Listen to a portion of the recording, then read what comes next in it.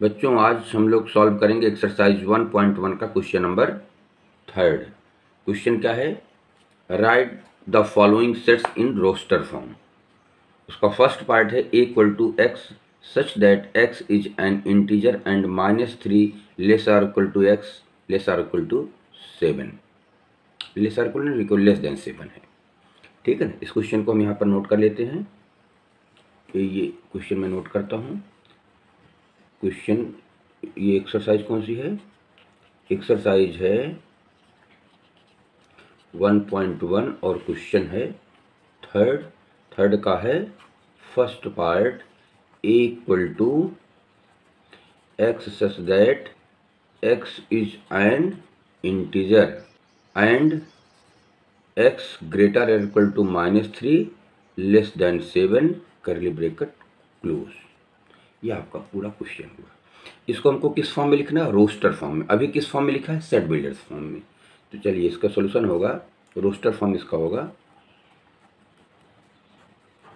Roster form a equal to, अब हमको क्या लिखना है? इंटीजर्स लिखनी है। और इंटीजर्स कहाँ से कहाँ तक? यह है -3 से ग्रेटर होने चाहिए, -3 भी होना चाहिए, इक्वल लगा हुआ है, -3 और -3 से ग्रेटर। तो हमको कहाँ शुरू करना? -3 देन -2 -1,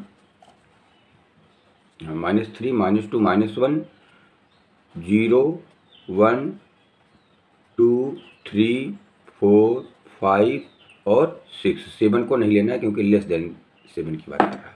तो ये मेरा हुआ फर्स्ट पार्ट का ये आंसर हो गया। ठीक है ना। अब सेकंड पार्ट क्या है? b equal to x such that x is an natural number less than 6। x is natural number less than 6। x is natural number less than 6। तो नेचुरल नंबर लेस देन 6 क्या होता है? 1 2 3 4 और 5। ये भी कहा था कि नेचुरल नंबर लेस देन 6, तो ये केवल रोस्टर फॉर्म में इतने एलिमेंट आएंगे। थर्ड पार्ट इसका क्या है? थर्ड है x is a 2 digit natural number such that the sum of the digits is 8। चलिए इसको देखिए कैसे लगाते हैं। तो स्टूडेंट्स इसका थर्ड पार्ट है c equal to x such that x is 2 digit natural number such that sum of its digits is 8। जो 2 डिजिट के नेचुरल नंबर्स लेने हैं, लेकिन जो 2 डिजिट होंगे उनका सम 8 होना चाहिए। तो नेचुरल नंबर शुरू कहाँ से होता है? 1 से शुरू होता है। तो एग्जाम्पल मतलब थोड़ा सा दिमाग में सोचिए क्या हो सकता है। अगर हम पहला नंबर 8 ले तो दूसरा हमको 17 लेना पड़ेगा, क्योंकि 1 + 7 = 8 होता है। 1 + 7 = दूसरा क्या होगा? 1 को आप बढ़ाते जाइए और 7 को घटाते जाइए, फिर 3 5 होगा, सॉरी 3 35, फिर 44 होगा।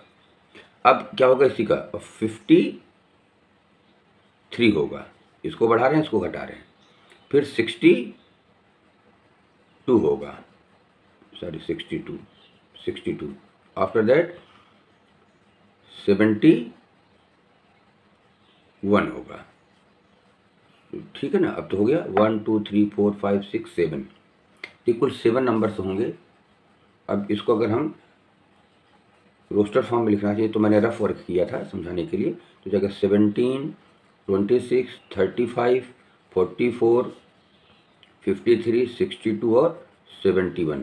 तो ये 2 डिजिट के नंबर हैं जिनका सम, लेकिन एक नंबर इसमें छूट रहा है, वो आप जान सकते हैं, क्योंकि आप ये कह सकते हैं कि सर वो नंबर हो सकता है 71 के बाद 80 क्या होगा?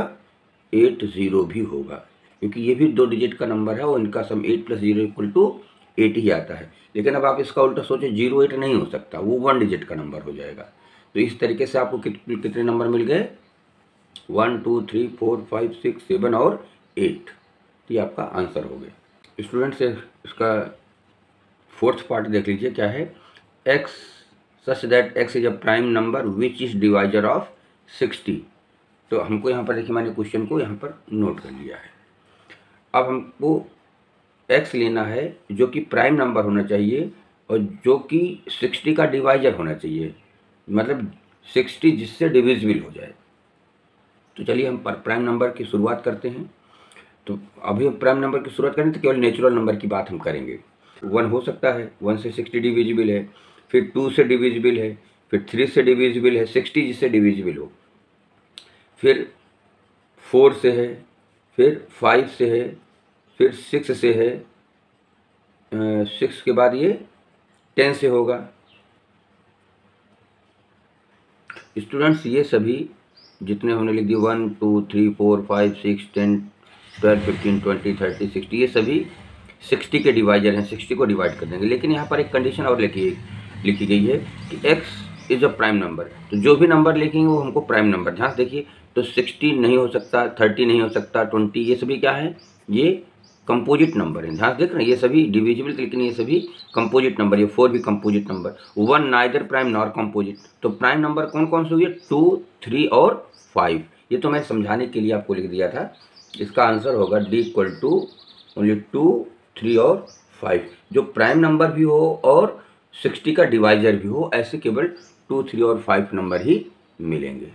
फोर्थ पार्ट है F equal to the set of all letters in the word better. तो क्या हो जाएगा, पहला लेटर हो जाएगा B, कॉमा E हो जाएगा, डबल T है लेकिन एक ही T लिखेंगे, दूसरा T नहीं लिखेंगे। देन E भी नहीं लिखेंगे, E ऑलरेडी लिखा जा चुका है। उसके बाद R लिखेंगे और इस तरीके से BETR, इसके 4 लेटर्स का सेट हो जाएगा। ये रोस्टर फॉर्म है और ये क्वेश्चन 3 का ये कंप्लीट आंसर हो गया। ये कंप्लीट आंसर हो गया। आप इसको देख सकते हैं, पार्ट 2, पार्ट 3, पार्ट 4, पार्ट 5 और पार्ट 6। इस तरीके से ये क्वेश्चन कंप्लीट होता है।